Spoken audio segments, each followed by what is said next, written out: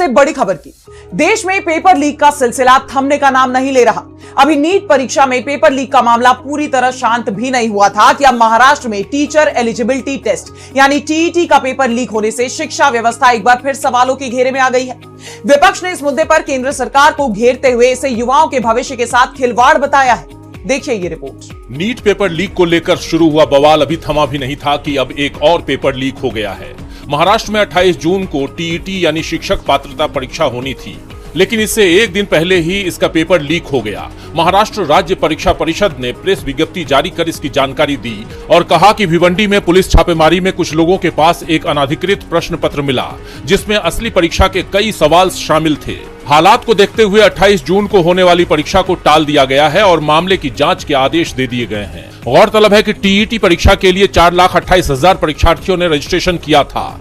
ये राज्य के 1729 केंद्रों पर आयोजित की जानी थी, लेकिन सभी इंतजाम धरे के धरे रह गए। अब महाराष्ट्र राज्य परीक्षा परिषद के इस ऐलान के बाद बवाल मच गया। सवाल उठ रहे हैं कि आखिर क्यों बार बार पेपर लीक हो रहे हैं और हर बार इसका केंद्र महाराष्ट्र ही क्यों बन जाता है। इस पर शिवसेना यूबीटी नेता अंबादास दानवे ने कहा, इस प्रकार सीईटी का पेपर लीक हुआ है, महाराष्ट्र नीट का भी पेपर लीकेज का केंद्र स्थान रहा है, उससे भी सरकार ने अनुभव नहीं लिया। वो शिक्षकों की ही ये टीईटी, मैं समझता हूँ उसका पेपर लीक होना बड़ी महाराष्ट्र सरकार की बेइज्जती इसके माध्यम से हुई है। इसलिए ये जो सरकार है इसमें दम नहीं, ताकत नहीं, सादा पेपर टीईटी का संभाल नहीं सकते। ऐसा सरकार महाराष्ट्र में भारतीय जनता पार्टी का है, इसका हमें खेद है। वहीं महाराष्ट्र के पूर्व गृह मंत्री अनिल देशमुख ने छात्रों के प्रति संवेदना जताते हुए कहा कि देश में बार बार हो रहे पेपर लीक के मामले ने युवाओं के सपनों को राख कर दिया है। कांग्रेस ने तो यहां तक कह दिया कि ये सरकार पेपर लीक सरकार है। पार्टी नेता पवन खेड़ा ने कहा कि ऐसा लगता है कि मोदी सरकार शर्मनाक शतक लगाने पर आमादा है। आप जानते हैं कि छात्रों ने पहले से ही मोदी सरकार के खिलाफ मोर्चा खोला हुआ है। देश के युवा नीट पेपर लीक के बाद से ही हताश हैं, नाराज हैं।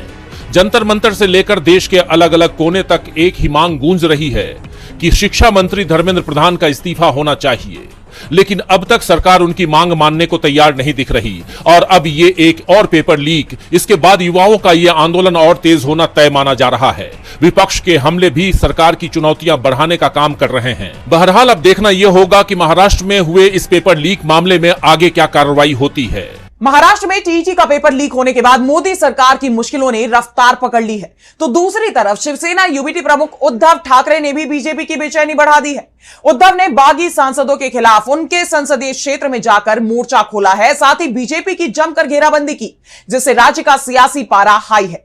तो क्या कुछ कहा उद्धव ठाकरे ने, जानने के लिए देखिए ये रिपोर्ट। महाराष्ट्र की राजनीति में उस वक्त बवाल मच गया जब शिवसेना यूबीटी के 6 सांसदों ने बगावत की और एकनाथ शिंदे की शिवसेना में शामिल हो गए। इसके पीछे शिवसेना यूबीटी ने आरोप लगाया था कि डिप्टी सीएम एकनाथ शिंदे ने बीजेपी को फायदा पहुंचाने के लिए उसके सांसद तोड़े हैं। इन सब के बीच शिवसेना प्रमुख उद्धव ठाकरे ने एक बड़ा दांव चला है। उन्होंने उन सांसदों के संसदीय क्षेत्र का दौरा करना शुरू कर दिया जिन सांसदों ने उद्धव से गद्दारी की थी।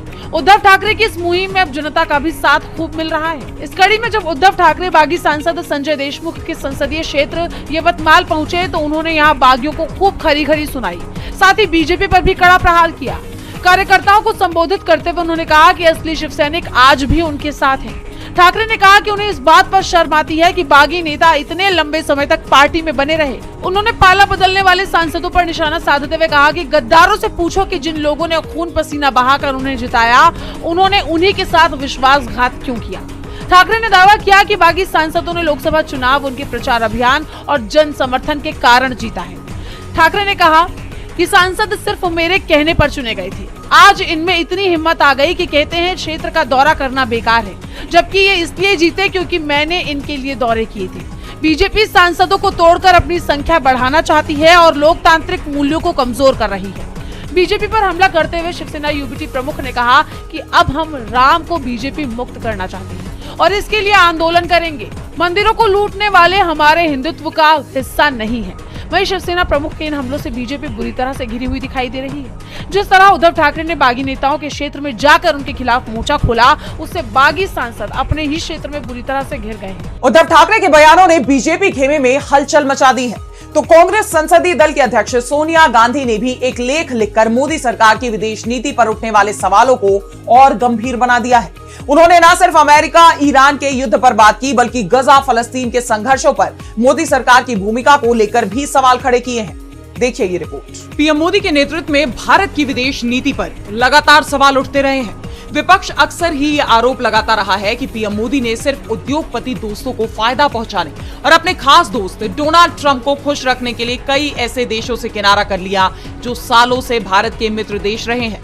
अमेरिका, इजराइल की ईरान के साथ जंग को लेकर भी भारत ने अपना रुख साफ नहीं किया, जबकि दुनिया के आधे से ज्यादा देशों ने ईरान पर अमेरिकी हमले की खुलकर कड़ी निंदा की थी। इस बार मोदी सरकार से भारत में विपक्ष ने सवाल पूछे थे और अब एक बार फिर मोदी सरकार सवालों की घेरे में आ गई है। कांग्रेस संसदीय दल के अध्यक्ष सोनिया गांधी ने विदेश नीति को लेकर केंद्र सरकार पर तीखा हमला बोला है। इंडियन एक्सप्रेस अखबार में लिखे एक लेख में उन्होंने दावा किया कि अगर भारत ने अपनी पारंपरिक और संतुलित विदेश नीति बनाए रखी होती तो पश्चिम एशिया में उसकी भूमिका कहीं अधिक प्रभावशाली होती, लेकिन सरकार की गलत नीतियों की वजह से ये मौका हाथ से निकल गया और पाकिस्तान की भूमिका बढ़ गई। उन्होंने आरोप लगाया कि मोदी सरकार की चुप्पी और इजरायल के प्रति झुकाव ने भारत की वैश्विक साख को नुकसान पहुंचाया है। अगर भारत अपनी पारंपरिक विदेश नीति पर कायम रहता तो पश्चिम एशिया में किसी भी बड़े तनाव या ईरान और अमेरिका जैसे टकराव की स्थिति में स्वाभाविक मध्यस्थ की भूमिका निभा सकता था। ऐसे में पाकिस्तान को आगे आने का मौका ही नहीं मिलता। सोनिया गांधी का हमला सिर्फ पीएम मोदी पर ही नहीं रहा, बल्कि उन्होंने पीएम मोदी के डियर फ्रेंड और अमेरिका के राष्ट्रपति डोनाल्ड ट्रंप पर भी सवाल उठाए। सोनिया गांधी ने कहा कि अमेरिका में डोनाल्ड ट्रंप की सरकार के